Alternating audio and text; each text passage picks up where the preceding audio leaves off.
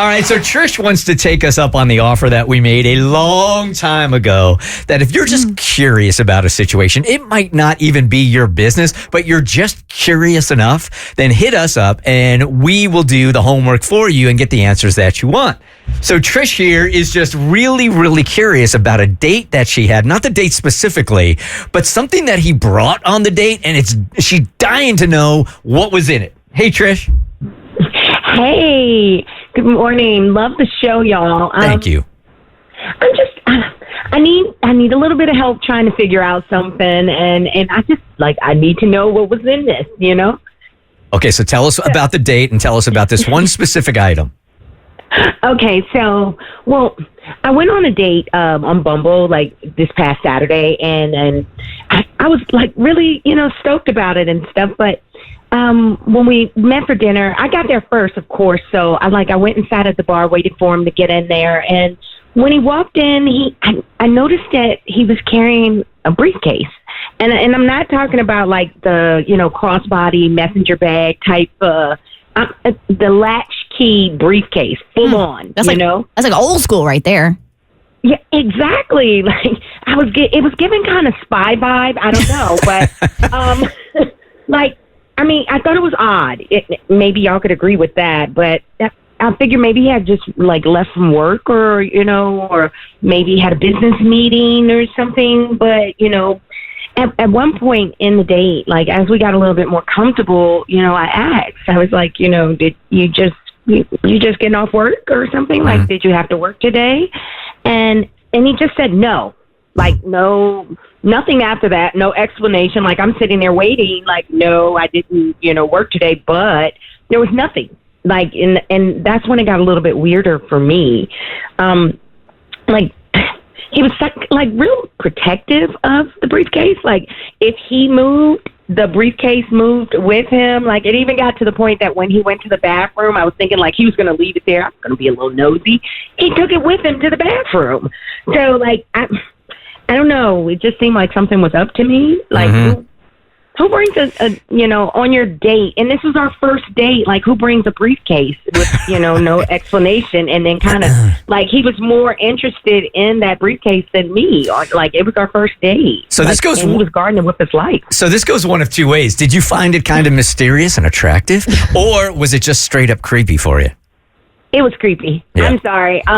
Yeah. Of course, my curiosity did kick in. I was just want, what's in the case? Tell me what's in the case. Yeah. But I don't know how you went without asking. Yeah. There's absolutely no way, especially after he came back from the bathroom with the briefcase, that I would have been able to not go, hey, what's up with the briefcase, bro? Oh, I get it. As a woman, you're kind of on guard with a new man in this situation where it's depending on what's in the briefcase, I don't want to provoke this man. All right. But it's also possible, what if this is just a very large merce? What if it's a man purse and he's offended that you're asking about his merce? But she didn't ask, so he can't be offended. But she did. She was like, oh, did you just come from work? Kind of alluding to the briefcase. And he's like, no.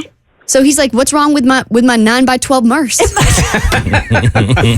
It's a satchel. Indiana Jones has one. All right, Trish, you asked for us to help you find out what was in there because you're just curious. And I will tell you this, that Kristen reached out. He gave an answer. And if you don't know the backstory behind it, it might start to get a little bit more weird for you than you initially thought. And Trish told us that, the date itself, it was nothing amazing. It wasn't bad. It wasn't good. It was just meh. And then the whole briefcase. So she has no plans to go out with this guy again. So she gave me open reign to pretty much ask however I wanted so we could get the answers of what was in the briefcase. And I will tell you, I have a definitive answer of what was in the briefcase. It might get a little bit more weird for you here in a sec, Trish. We'll tell you what happened, okay? All right, Trish. Kristen, Gracie Award-winning Kristen. That's how I prefer to be referred to now. Please, thank you. Change all the letterhead and your business cards and everything. Did the research for you and emailed this guy. And the answer might trip you up and it might get a little bit more weird until you know what's up. Are we ready, Trish? Lay it on me. All right. Tell me. So I emailed, hi, briefcase guy. He doesn't even have a name. He's got a name, and I'm not going to use it just to protect him. I'm reaching out from the Bert Show because your recent Bumble date has a question for you that she just can't let go. And now we are just as invested and also must know the answer to this question. What was in the briefcase? $5, Howie. She detailed your date, and while she said you seemed like a nice guy, she just couldn't shake the memory of your extremely guarded briefcase. Wait, so we telling my man that we cool on the second date, but we got to know what's in that briefcase. I didn't say that. I said she detailed your date, and while she said you seemed like a nice guy, I'm not alluding to any second date here. Okay. She just couldn't shake the mystery of your extremely guarded briefcase. Yeah, I'd be holding that for leverage. I would too. Like, if she really wants to know, I will tell her on our second date. 1,000% I would do that. You never put it down. You took it with you everywhere, even to the bathroom. And when she casually asked if you had to work that day, you just said, no. So now we're all dying to know. What was in the briefcase? I did write that in all caps. And I'm just trying to be funny. Of course, no pressure to spill your secrets if it's something super personal. But if there's a fun or interesting story behind it, we'd love to know the answer. Thanks. And it actually didn't take long. But Trish, briefcase guy did email me back. Did he mention anything about a second date, or like, why didn't she hit me up or anything like that? Let me cook. All right. Briefcase guy hits me back and goes, wow, never thought I'd be getting an email like this. Looking back, I guess my briefcase might have seemed a little odd, but I didn't realize it would turn into a full-on mystery. Are we all ready to find out what was in the briefcase? Yeah. Oh, God. Edge of my seat. Was it the code to a nuclear bomb? No, they just text that to people now. Seriously. All right. If you're not watching the news, you don't get it. This is why I want to grace it. Inside my briefcase was my Pokemon card collection. Oh, my God. You should have kept that one. All right. Hold on. We got an explanation. Yep, I know how it sounds, but before you judge, let me explain. I've already judged. I'm a collector, and I had just come from a trading event earlier that day. Oh, that makes it better. Some of my cards are actually worth a lot of money. Like, we're talking thousands of dollars for a single card. So I don't let them out of my sight. No way was I leaving them in my car, and I definitely wasn't letting them sit unattended while I went to the bathroom. I guess I should have explained that to my date, but honestly, I didn't think about it in the moment. I've been carrying that briefcase around at events for so long that it didn't even cross my mind that it might seem weird on a date. In hindsight, yeah, I can totally see how that comes off. Mystery solved. Thanks for reaching out, and please let her know I'd like to go on another date. Oh. This time I'll leave the briefcase at home, or she can come over to my place to check out my collection. Oh, my God. Signed Pikachu. No. Okay, now Trish, this might sound strange. Grown man, Pokemon cards. I don't. Until you know or you have a deeper explanation, don't judge. First of all, if you go on like Instagram now or you go on TikTok, there are grown men fighting in parking lots, literally fist fighting in parking lots outside of these Pokemon conventions. Jackson here, our producer, is a collector as well.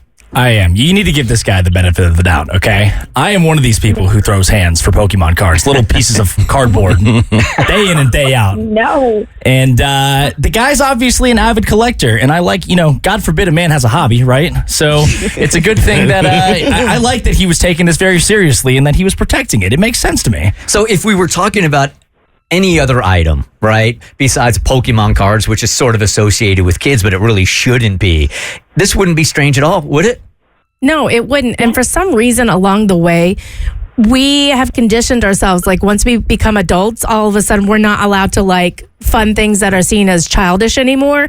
And yet a lot of like millennials and Gen Xers were latchkey kids and kind of like raised themselves and were not forced, but had adult responsibilities placed on them as children. So a lot of millennials especially are turning back towards these childhood toys that they weren't allowed to have and reliving that nostalgia. To people say it's healing your inner child. I don't know about all that, but I think there's a weird stigma over liking things that are seen as childlike, where I'm like, it's okay. Who cares cares what was actually in the briefcase? All I heard from this guy, Trish, is that he's got something worth thousands of dollars in his hands.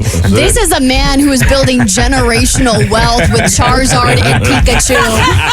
Marry that man in a second. Hey, Trish, just to give you kind of an indication, how much are these cards worth in some cases, Jackson? It totally depends on what it is. Some of the first generations ones can go for 20, 30, 100,000, up to $1 million. Okay. Yeah, you're going to need to give me that guy's number. That's weird when it's $1 million in the suitcase. So here is Candace, who has a tie to Pokemon also. Hey, Candace. Hey, so I met my husband at a bowling event that I was Pokemoning, and so was he. And we started talking about Pokemoning, and our first date was out at Piedmont Park doing Pokemon Go. And we've been married for 6 years now. Okay. Oh, that's so cute. Don't disrespect Pokemon. We've been together for 6 years. Yeah. Oh, how did you guys incorporate Pokemon into your wedding? So I'm pagan. So you know what? So one of the first toys that he got me was a Pikachu with a heart. So I did have that on display. But I'm pagan, so we had a very pagan wedding. I dig it. A very pagan wedding. That sounds like a reality TV show. A very pagan wedding. The Bert Show.